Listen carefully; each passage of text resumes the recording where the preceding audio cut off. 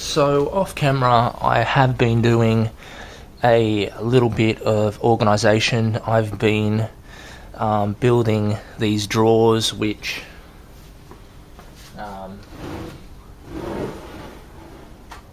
just pull all the way out and then slide all the way in. There is no track of any kind. It just slides on a piece of timber that's mounted under there, and there is 3 long ones and 1 really short one, which is this one here.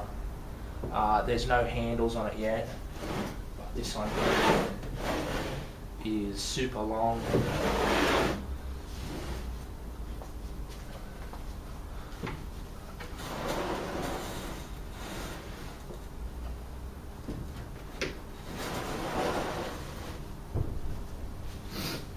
And they just slide in and out like so. Now the organisation in there is just a bit all over the place right now because there is no handles on it, but I think in the future what I'm going to do is pretty much fill that whole section up with drawers.